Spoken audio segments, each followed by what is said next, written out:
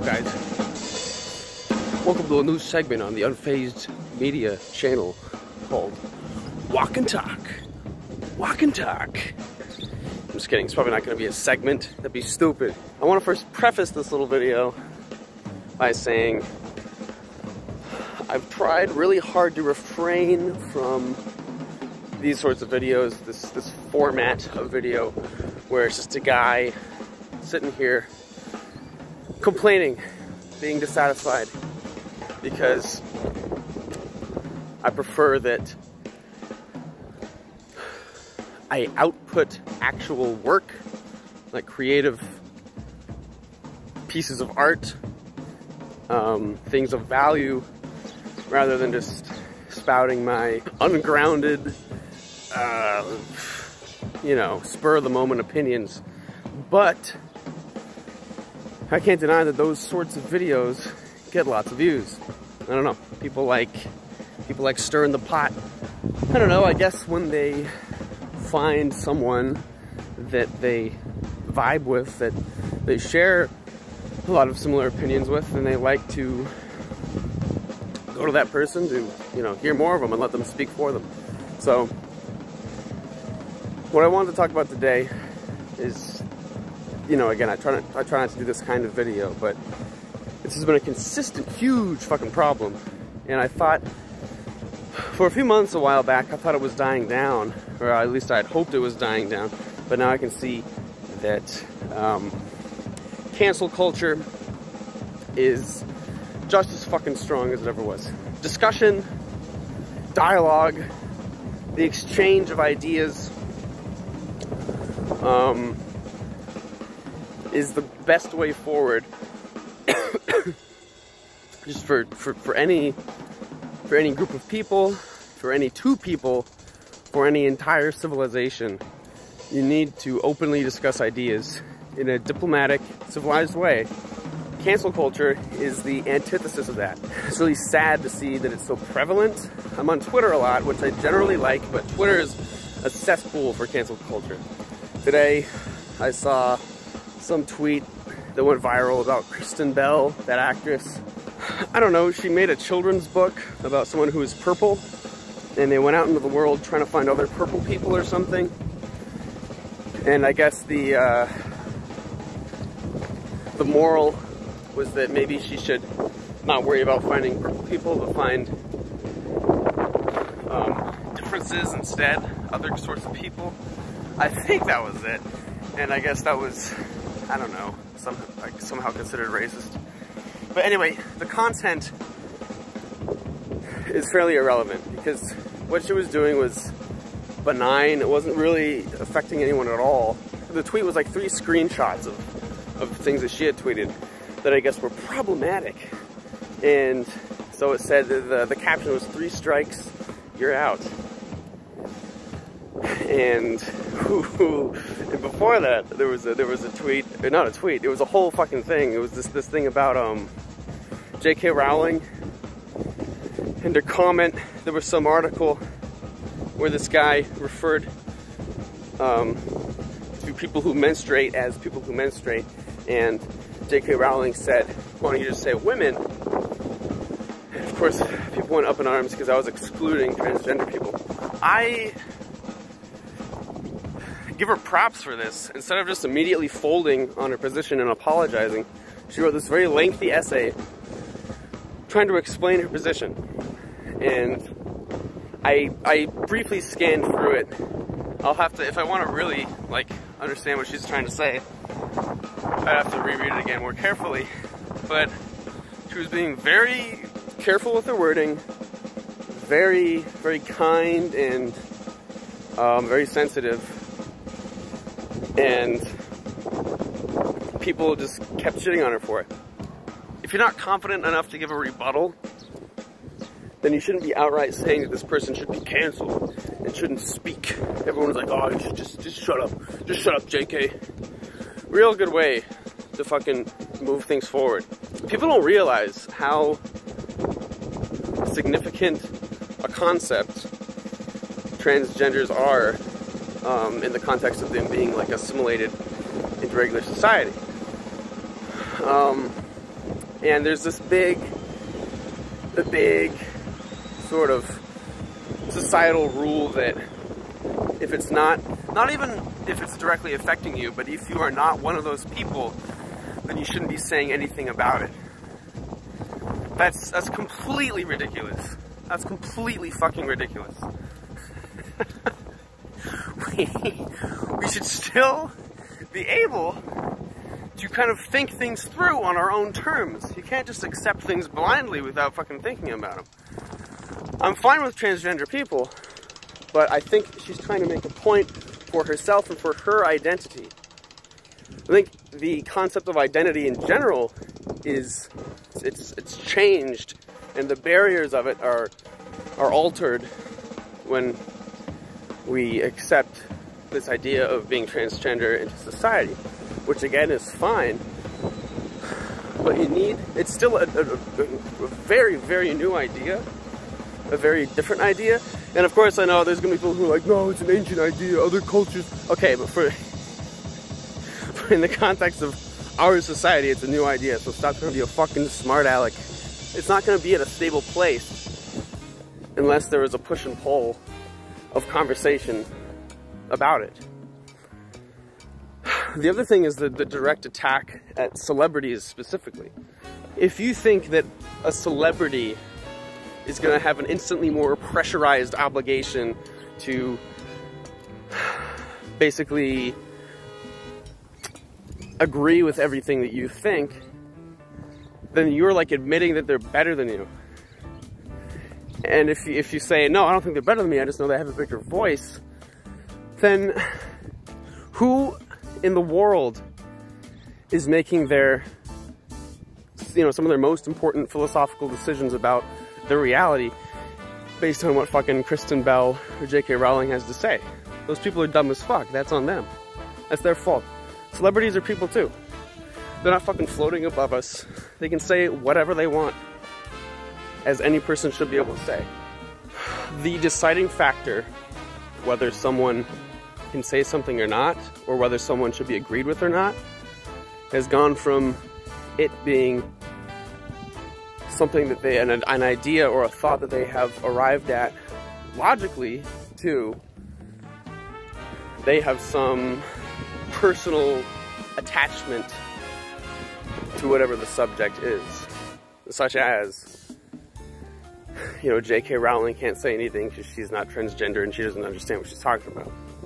I mean, just explaining it that way alone, we see that there is no real thought going into these discussions, and there was no real logic going into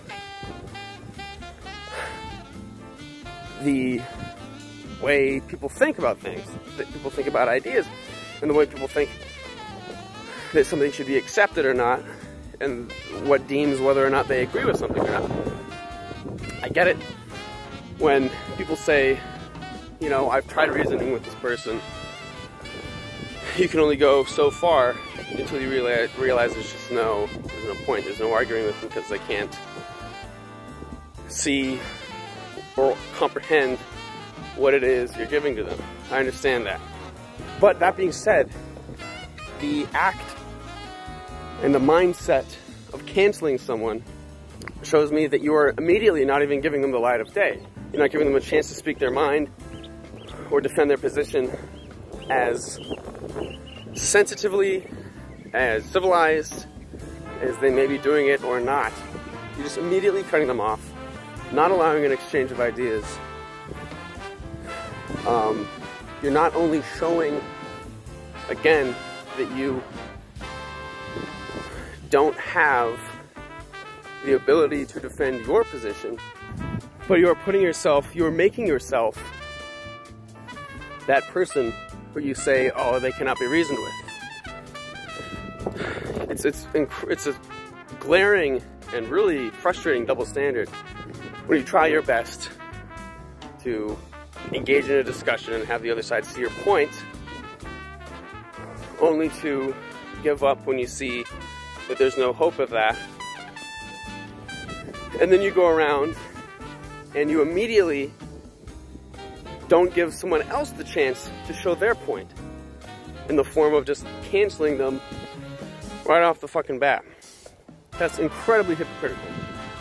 It's incredibly, incredibly hypocritical. It's okay for people to disagree. It's good for people to disagree. Because even if their point might not entirely be sound, there is, more often than not, an aspect of what they're saying that has at least a grain of truth. And that should be held on to and thought about. It should not be thrown away. You should not just tell them to shut up because it's not what you're used to hearing.